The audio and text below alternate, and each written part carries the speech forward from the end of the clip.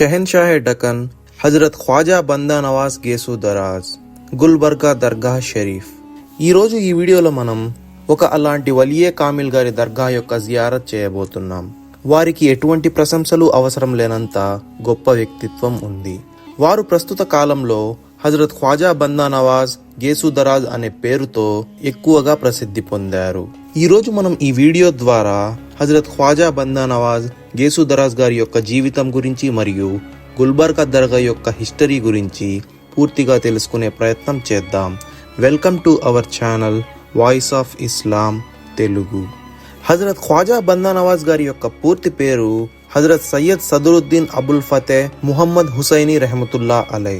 వీరు రజబ్ నెల యొక్క 4వ తేదీ 720 హిజిరీ ఇంగ్లీష్ క్యాలెండర్ ప్రకారం 1320వ సంవత్సరంలో ఢిల్లీలో జన్మించారు. వీరి తండ్రి గారి పేరు హజరత్ సయ్యద్ యూసుఫ్ హుసైనీ మరియు సయ్యద్ రాజా బిన్ సయ్యద్ అలీ రెహమతుల్లా అలై గారు. మరియు వీరు హుసైనీ సాదాత్ వంశానికి చెందినవారు. అంటే దైవ ప్రవక్త అయిన హుజూర్ ముహమ్మద్ ముస్తఫా సల్లల్లాహు అలైహి వసల్లం గారి మనవడు అయిన ఇమాం హుసైన్ గారి వంశానికి చెందినవారు. వీరి పూర్వీకులు ఆఫ్ఘనిస్తాన్ దేశంలోని హిరాత్ నగరంలో నివసించేవారు.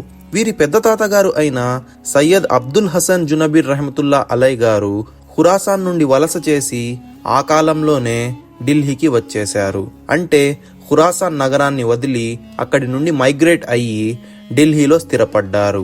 హజరత్ ఖ్వాజా బందా నవాజ్ గారి యొక్క తండ్రి గారు అయిన హజరత్ సయ్యద్ యూసుఫ్ హుసైన్ గారు హజరత్ ఖ్వాజా సయ్యద్ ముహమ్మద్ నిజాముద్దీన్ ఔలియా గారి యొక్క ముఖ్య శిష్యులలో ఒకరు. అంటే నిజాముద్దీన్ ఔలియా గారి యొక్క మురీదు.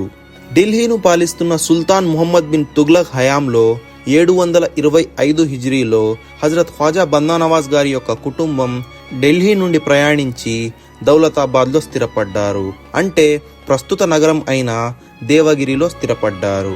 ఆ తరువాత అక్కడికి వెళ్లిన కొన్నాళ్లకు 731 హిజ్రీలో హజరత్ ఖ్వాజా బందా నవాజ్ గారి తండ్రి గారు వఫాత్ పొందారు. ఆ తరువాత తమ తాతగారి వద్దనే హజరత్ ఖ్వాజా బందా నవాజ్ గారు తమ విద్యాభ్యాసాన్ని కొనసాగించారు. తమ తాతగారి వద్ద తన ప్రాథమిక విద్యను పూర్తి చేసిన అనంతరం 15 ఏళ్ల వయస్సులో హజరత్ ఖ్వాజా బందా నవాజ్ గారు ఢిల్లీకి తిరిగి వెళ్లి అక్కడ హజరత్ షేక్ నసరుద్దీన్ చిరాగే డెహల్వీ రెహమతుల్లా అలై గారి వద్ద తన ఉన్నత విద్యాభ్యాసాన్ని కొనసాగించారు. అంతేకాకుండా వీరు ఢిల్లీలో హజరత్ తాజుద్దీన్ బహదూర్ రెహమతుల్లా అలై మరియు హజరత్ హాజీ అబ్దుల్ ముక్తదిర్ రెహమతుల్లా అలై గారి వద్ద కూడా విద్యను పొందారు. ఆ తరువాత హజరత్ ఖ్వాజా బందా నవాజ్ గారు ఢిల్లీ, గ్వాలియర్ వంటి అనేక ప్రసిద్ధ నగరాల్లో కూడా తన విద్యాభ్యాసాన్ని కొనసాగించారు. హజరత్ ఖ్వాజా బందా నవాజ్ గారు శాస్త్రీయంగా అత్యున్నత స్థాయి విద్యను అభ్యసించారు. ఆ తరువాత 16 రజబ్ 736 హిజ్రీ ఇంగ్లీష్ క్యాలెండర్ ప్రకారం మార్చి 1వ తేదీ 1336వ సంవత్సరంలో హజరత్ షేక్ నసరుద్దీన్ చిరాగే డెహల్వీ గారి వద్ద బయత్ను పొందారు. అంటే హజరత్ షేక్ నసరుద్దీన్ చిరాగే డెహల్వీ గారి యొక్క మురీదు అయ్యారు. ఆ తరువాత తమ గురువు గారి యొక్క ఆదేశానుసారం హజరత్ ఖ్వాజా బందా నవాజ్ గారు వసూలే బిజౌరి, రిసాలే షామియా, కస్టాఫ్, మిస్బాహ్ మరియు కాదూరి వంటి ప్రామాణిక గ్రంథాలను చదివారు.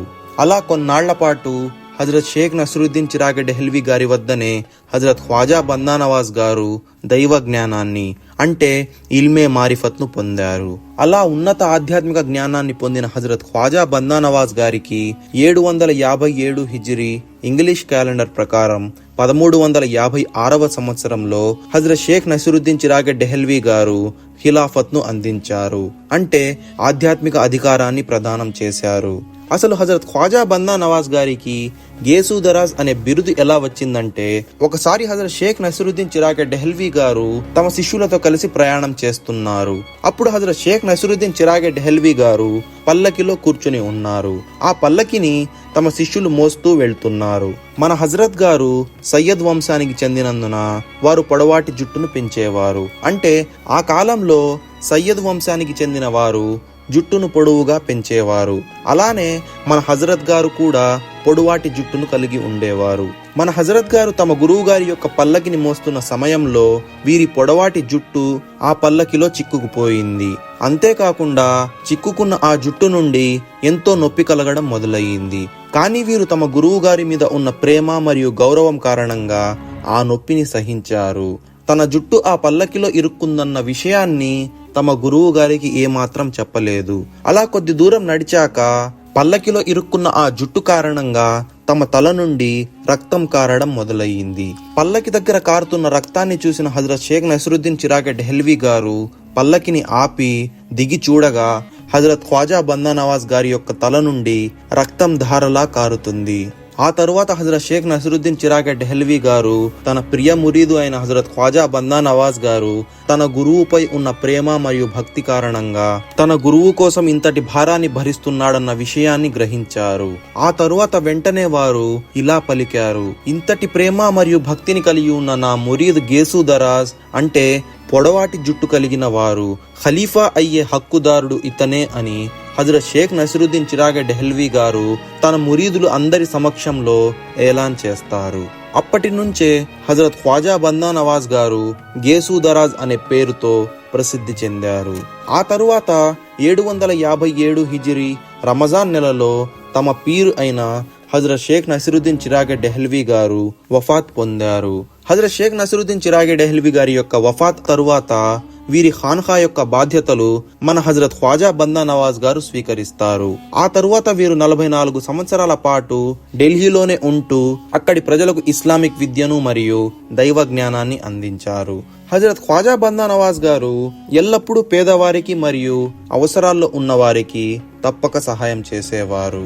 అంతేకాకుండా వీరికి నజరానాగా వచ్చిన ఆహారం, బట్టలు మరియు ఇతర వస్తువులు ఏవి వచ్చినా కూడా వాటిని వెంటనే పేదలకు పంచిపెడుతూ ప్రతి ఒక్కరికి వారి అవసరాన్ని తీర్చేలా వీరు ఉండేవారు. ఈ రకమైన నిరంతర సేవ వల్ల వీరు బందా నవాజ్ అనే పేరుతో కూడా ప్రసిద్ధి చెందారు. బందా నవాజ్ అంటే అర్థం ఏమిటంటే అందరికీ తోడుగా నిలిచేవాడు లేదా జనం కోసం ఉండేవాడు అని. ఆ కాలం ఢిల్లీలో జరిగిన తైమూర్ యుద్ధ సమయంలో హజరత్ ఖ్వాజా బందా నవాజ్ గారు తమ కుటుంబ సభ్యులు మరియు మురీదులతో కలిసి దౌలతాబాద్ కు ప్రయాణించారు.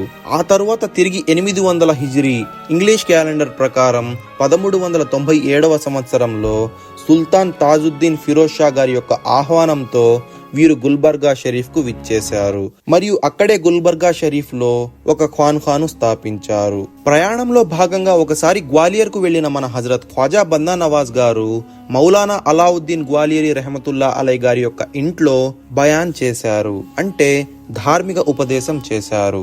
ఆ సమయంలో హజరత్ ఖ్వాజా బందా నవాజ్ గారికి ఇబ్బంది కలగకూడదని భావించిన మౌలానా గారు తన కుటుంబాన్ని మరో ఇంటికి పంపించారు. ఆ తరువాత ఆయన మన హజరత్ గారి వద్దకు వచ్చి తన తమ్ముడు అయిన మౌలానా షంషుద్దీన్ గారు తీవ్ర అనారోగ్యంతో బాధపడుతున్నారని, వారి కోసం ఆ సర్వశక్తిమంతుడైన అల్లాహ్ వద్ద దువా చేయమని మన హజరత్ ఖ్వాజా బందా నవాజ్ గారిని కోరారు.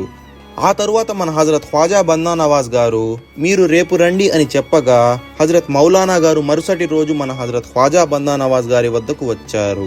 ఆ తరువాత మన హజరత్ ఖ్వాజా బందా నవాజ్ గారు మౌలానా గారితో ఇలా చెప్తారు, నేను మీ తమ్ముడి ఆరోగ్యం కోసం దువా చేశాను, కానీ నాకు ఈ హుకుం ఇవ్వబడింది, మీ తమ్ముడు సరిగ్గా ఈ రోజు నుండి కేవలం 10 రోజులు మాత్రమే బ్రతుకుతాడు అని. మన హజరత్ ఖ్వాజా బందా నవాజ్ గారి మాటలను విన్న మౌలానా గారు ఎంతో దుఃఖించారు. ఆ తరువాత ఆయన తిరిగి మన హజరత్ గారితో ఇలా చెప్తారు, అయితే మీరు తప్పకుండా దయచేసి ఈ దువా కూడా చేయండి, నా తమ్ముడు ఈ ప్రపంచాన్ని వీడవలసి వస్తే ఈమాన్తోనే ఈ ప్రపంచాన్ని విడిచిపెట్టాలి అని. దీనికి మన హజరత్ ఖ్వాజా బందా నవాజ్ గారు నేను ఆ దువా కూడా